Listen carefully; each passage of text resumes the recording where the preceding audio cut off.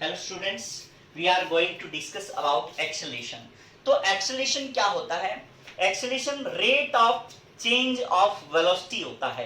Rate of change of velocity with respect to time is known as acceleration. तो rate of change of velocity, rate of change of velocity with respect to time क्या होता है? Acceleration होता है। तो अब इस बात का क्या मतलब है? Rate of change of velocity means जैसे जैसे मींस एक सेकंड के अंदर या एक मिनट के अंदर या एक आवर के अंदर, मींस हम क्या बात करें? यूनिटी टाइम के अंदर, ठीक है। यूनिटी टाइम के अंदर जितना वेलोसिटी में चेंज आएगा उस टर्म को हम क्या बोल देते हैं? एक्सेलेरेशन बोल देते हैं। जैसे मैंने कहा कि एक सेकंड के अंदर स्टार्टिंग में स्पीड मान लिया 0 थी, किसी भी ऑब्जेक्ट की स्पीड स्टार्टिंग में 0 मान लिया हमने। एक सेकंड के अंदर उसकी कितनी होगी? 5 मीटर पर सेकंड की स्पीड होगी, ठीक है। फिर दूसरी सेकंड के अंदर देखा हमने कितनी होगी? 10 मीटर पर सेकंड की स्पीड होगी, ठीक है। अब तीसरी सेकंड में देखा हमने कितना है? 15 मीटर पर सेकंड की स्पीड होगी। क्लियर बात? तो इसका मतलब एक सेकंड में कितना चेंज आ रहा है? यहाँ पे एक सेकंड में कितना चेंज आ रहा है? 5 का चेंज आ रहा है ना। 10 में से 5 गया तो 5 मीटर पर सेकंड का यहाँ पे चेंज आ रहा है। यहां देखा हमने 15 में से 10 तो कितना चेंज आ रहा है? यहाँ पे 5 मीटर पर सेकंड का चेंज आ रहा है।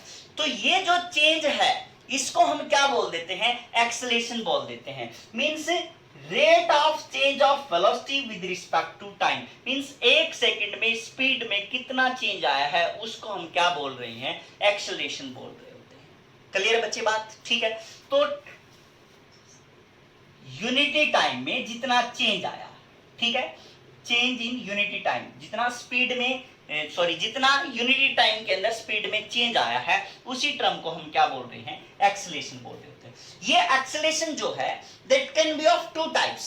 एक यूनिफॉर्म एक्सेलेरेशन, देखो यहां पे कितना चेंज आया है? 5 to 10 आया है, मींस चेंज कितना आया है? 5 का है। यहाँ 10 to 15 आया है, यहाँ भी चेंज कितना आया है? 5 मीटर पर सेकंड का चेंज आया है।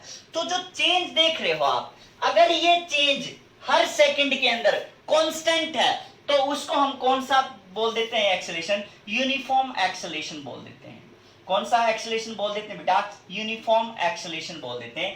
कि इफ जो चेंज है वो अगर यहाँ पे कांस्टेंट है तो हम यूनिफॉर्म एक्सेलेरेशन। अब अगर ये केस लेके चलते, स्टार्टिंग में t = 0 पे स्पीड 0 थी, t = 1 पे ये मान लिया 5 मीटर पर सेकंड होगी। अब t = 2 पे कितनी होगी स्पीड? 10 मीटर पर सेकंड होगी, ठीक है। 10 की बजाय यहाँ पे 9 कर लिया हमने। t = 3 पे यहाँ पे कितनी होगी? 12 मीटर पर सेकंड होगी, ठीक। क्लियर है बात? तो अब एक बात बताओ, इसके अंदर यहाँ पे चेंज कितना आया? 4 का आया। यहाँ पे चेंज कितना आया? 3 का चेंज आया, है ना। 5 से 9 में कितना चेंज आया? 4 का आया। 9 to 12 कितना आया? 3 का चेंज आया।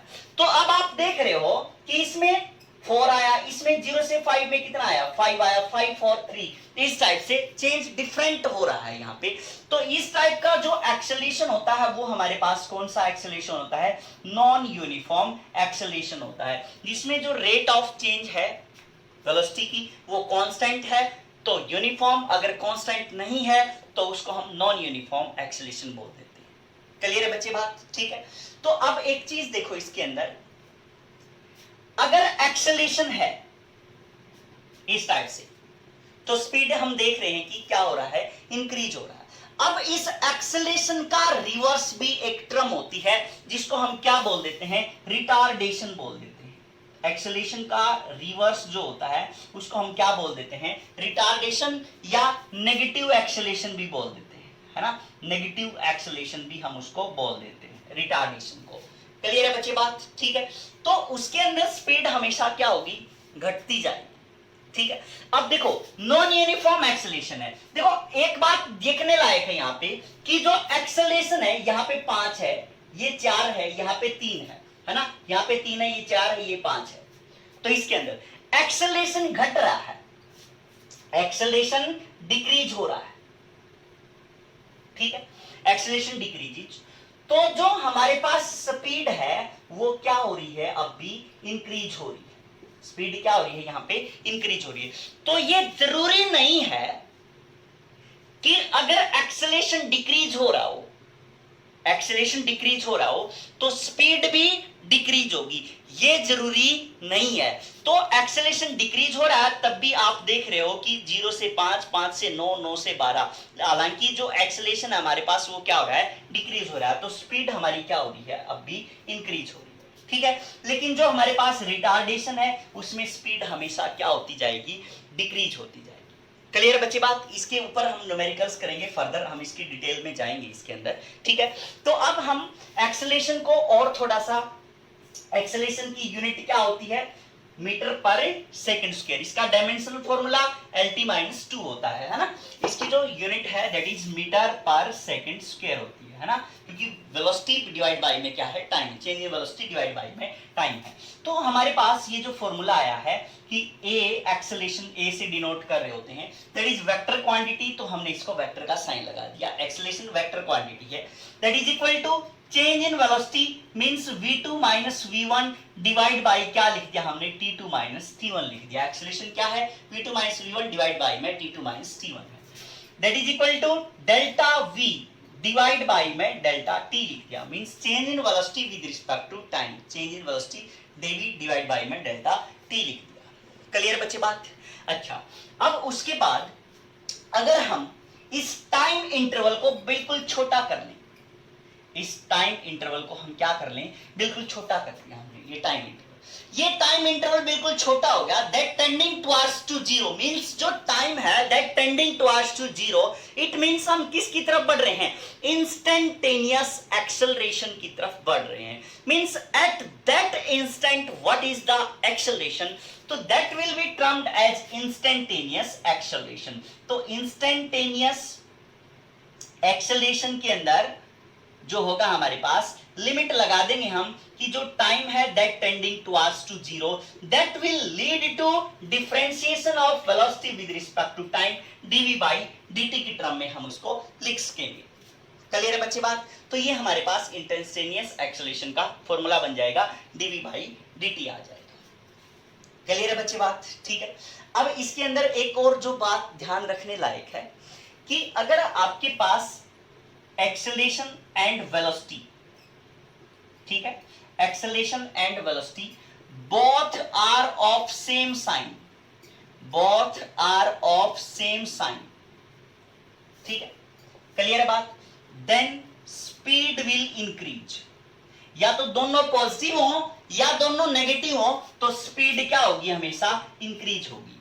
और acceleration and velocity are of opposite sign, ये दोनों किसके बेटा, अपोजिट साइन के हैं, उस केस में क्या होगा, जो स्पीड होगी वो हमेशा क्या मिलेगी आपको, डिक्रीज्ड मिलेगी। मींस एक्सेलरेशन स्पीड उस डायरेक्शन में, लेकिन रिटार्डेशन इस डायरेक्शन में हो रहा है, तो क्या होगा, वो स्पीड को क्या करेगा, डिक्रीज करेगा। मींस अगर अपोजिट साइन के हैं तो स्पीड डिक्रीज, अगर सेम साइन के हैं तो दोनों क्या होंगे, इंक्रीज हो जाएगी स्पीड हमारे पास। क्लियर है बच्चे? ठीक है। अब इस एक्सेलरेशन की वेक्टर क्वांटिटी है तो सीधी सी बात है, हमें किस चीज की जरूरत पड़ेगी, डायरेक्शन की जरूरत पड़ेगी। तो एक्सेलरेशन की डायरेक्शन क्या होती है, एक्सेलरेशन की डायरेक्शन क्या होगी, तो वो उसकी तरफ हम जा रहे हैं। Direction of acceleration means delta v means change in velocity. जो डायरेक्शन चेंज इन वेलोसिटी की होगी वही डायरेक्शन किसकी होगी, एक्सेलरेशन की डायरेक्शन होगी। ठीक है। अगर हम डिस्कस करें यहाँ पे इस टाइप से, मान लिया कोई भी ऑब्जेक्ट है इस टाइप से सर्कुलर पाथ में जा रहा था, ठीक है। तो अब यहाँ पे इस इंस्टेंट के ऊपर देखा आपने वेलोसिटी v1 है, और यहां देखा तो वेलोसिटी क्या है, v2 है ना। यहाँ पे देखा वेलोसिटी v1 है, यहाँ पे देखा तो वेलोसिटी v2 है, ठीक है। अच्छा, अब एक बात बताओ क्या, इसकी डायरेक्शन ये मैंने लिख दी, यहाँ पे ये वेक्टर था, सेम डायरेक्शन मैंने यहाँ पे लिख दी ऐसे, ये देखो, ठीक है। जो इसकी डायरेक्शन है वही इसकी डायरेक्शन मैंने मान ली। इसकी डायरेक्शन ऐसे है, इसकी डायरेक्शन ऐसे है, ठीक है। अच्छा, एक बात बताओ, जब ये सर्कल के अंदर जा रहा है तो v1 और v2 दोनों की स्पीड तो क्या है, सेम है, लेकिन डायरेक्शन क्या हो रही है, चेंज हो रही है। जब ये सर्कुलर मोशन में जा रहा है तो डायरेक्शन क्या हो रही है, बदल रही है, टेंजेंशियल हो रही है, डायरेक्शन हमेशा ये क्या हो रही है, इसके अंदर चेंज हो रही है। और जो स्पीड है, मैग्नीट्यूड है उसका जो, वो क्या है, कांस्टेंट है। तो जो ये जितना मैग्नीट्यूड इसका उतना ही मैग्नीट्यूड हम इसका मान के चलेंगे यहाँ पे, जितना इसका तो उतना ही इसका, यहाँ पे इस टाइप से। क्लियर बच्चे बात? ठीक है। अब इन दोनों में चेंज की अगर हम बात करें, ये v1 है हमारे पास, ये v2 है, तो चेंज की डायरेक्शन कुछ ये होगी, है ना। चेंज क्या होगा? ये होगा ना। तो ये हमारे पास डेल्टा v की डायरेक्शन है। तो जो हमारे पास डेल्टा v की डायरेक्शन है, सेम डायरेक्शन यहां पे किसकी हो जाएगी बेटा? एक्सेलरेशन की डायरेक्शन हो जाएगी। जो इसकी डायरेक्शन है ये, वही डायरेक्शन किसकी मिलेगी आपको? एक्सेलरेशन की डायरेक्शन मिलेगी। ठीक है। आप अगर सर्कुलर मोशन में इस टाइप से जा रहा है तो एक्सेलरेशन का मैग्नीट्यूड भी फाइंड आउट कर सकते हो, इसकी चेंज इन वेलोसिटी भी फाइंड आउट कर सकते हो। जैसे हम कंप्लीट क्वेश्चन करें, मान लिया कि if a particle is going, if a particle या object is circulating with radius r, ठीक है, रेडियस r के अलोंग क्या कर रहा है? वो सर्कुलेट कर रहा है, इस टाइप से हमने मान लिया। ठीक। तो अब यूं पूछा कि calculate change in velocity, change in velocity at an angle theta. जब थीटा एंगल बन जाएगा तो उस टाइम पे आपने क्या निकालना है? चेंज निकालना है वेलोसिटी के अंदर। तो वो कैसे फाइंड आउट करोगे? तो सीधी सी बात है बेटा, हमने कोई भी इंटरवल सिलेक्ट करना पड़ेगा और उसके कॉरस्पॉन्डिंग हमें उसका एंगल फाइंड आउट करेंगे। तो जैसे हमने कहा यहां पे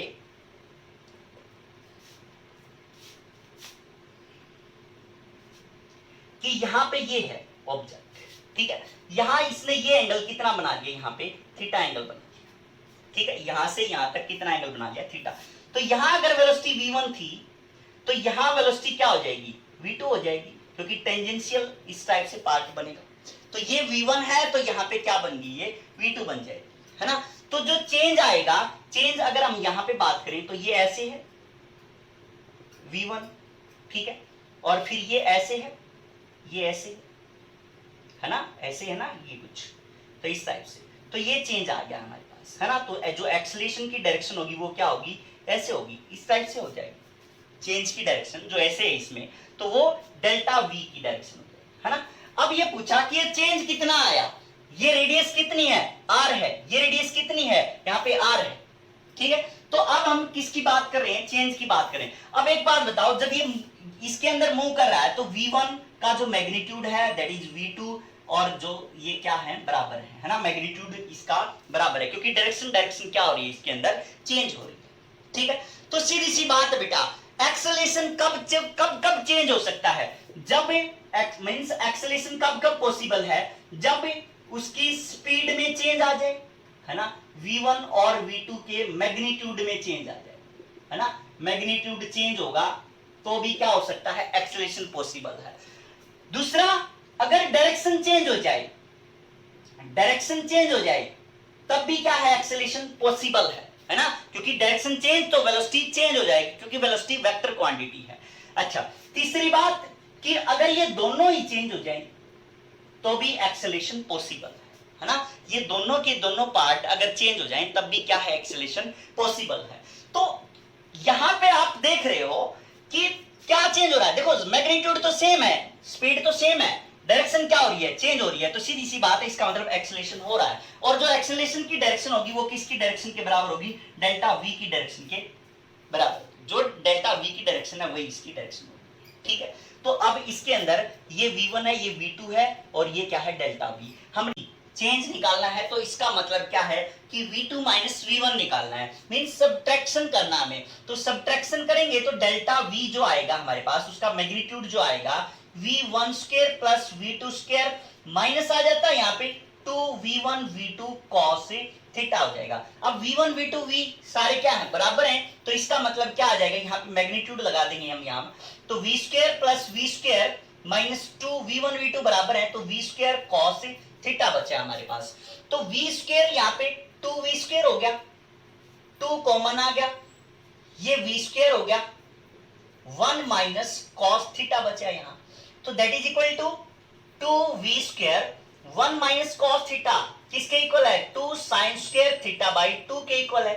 तो क्या बचा यहाँ पे 2 और 2, ये 2 आ गया और ये v स्क्वायर है तो v आ जाएगा, तो ये साइन स्क्वायर है तो क्या बच जाएगा यहाँ पे साइन थीटा बाई में 2 बच जाएगा। तो जो चेंज आया है हमारे पास, तो चेंज किसके बराबर आया है, डेल्टा v जो आया हमारे पास, delta v change in velocity जो आई है that is 2v sine theta by 2 आया है ना। ये साइन एंगल के डिवीजन में, क्लियर है बात। अब हमें क्या चाहिए, एक्सेलरेशन चाहिए। तो एक्सेलरेशन कैसे आएगा, एक्सेलरेशन क्या होता है, डेल्टा v डिवाइड बाई में जितना टाइम लगा है ना, जितना टाइम लगा, टाइम कितना है। अब टाइम कैसे निकालेंगे हम, टाइम क्या होता है, डिस्टेंस जो इसने ट्रैवल की डिवाइड बाई में जिस स्पीड से किया है ना, स्पीड क्या है v। तो यहाँ पे टाइम जब हम निकालेंगे, time is equal to, time क्या होगा, ये l है, theta is equal to L by R से ये क्या आ जाएगा हमारे पास, ये क्या है, थीटा इज इक्वल टू क्या होता है बेटा एल बाई में आर। तो एल निकालना है तो एल किसके इक्वल आ जाएगा, आर थीटा के इक्वल आ जाएगा है ना। तो हमारे पास जो एल आया है that is equal to R theta आ गया। तो डिस्टेंस कितनी ट्रेवल करी, ये वाली डिस्टेंस ट्रेवल की है, इसका मतलब R theta travel, speed, speed क्या है v। तो t इज इक्वल टू क्या आ गया, आर थीटा डिवाइड बाई में स्पीड, स्पीड क्या है v। तो अब हमारे पास जो एक्सेलरेशन बचा, acceleration delta v 2v sine theta by 2 divide by में टाइम कितना है r थीटा और डिवाइड बाई v, तो डिवाइड बाई में v ऊपर आ जाएगा ये। तो क्या बचा यहाँ पे r 2v square sine theta by 2 divide by में क्या बचा r थीटा बचा, ठीक है। तो ये हमारे पास क्या आ जाएगी, एक्सेलरेशन आ जाएगी। क्लियर बच्चे बात, ठीक है। तो ये हम एक्सेलरेशन, अब अगर आप अप्रोक्सीमेशन का यूज करो कि थीटा वेरी वेरी स्मॉल हो, थीटा क्या हो, स्मॉल हो, तो उस केस में थीटा अप्रोक्सीमेटली इक्वल टू क्या होता है, साइन थीटा होता है। अगर एंगल क्या है, स्मॉल है, तो थीटा अप्रोक्सीमेटली साइन थीटा के बराबर होता है। तो यहाँ पे आप अप्रोक्सीमेशन भी लगा सकते हो, acceleration is equal to 2v square sine theta by 2 की जगह पे क्या लिखते हैं, थीटा बाई 2 डिवाइड बाई में r थीटा लिख सकते हैं। तो थीटा से थीटा कैंसिल, तो एक्सेलरेशन क्या आ जाएगी, v स्क्वायर डिवाइड बाई में r आ जाएगी। क्लियर बच्चे। तो एक्सेलरेशन हमारे पास v स्क्वायर डिवाइड बाई में r होती है इस केस के अंदर, जब ये सर्कल के अंदर मूव कर रहा होता है। क्लियर बच्चे। तो थैंक यू।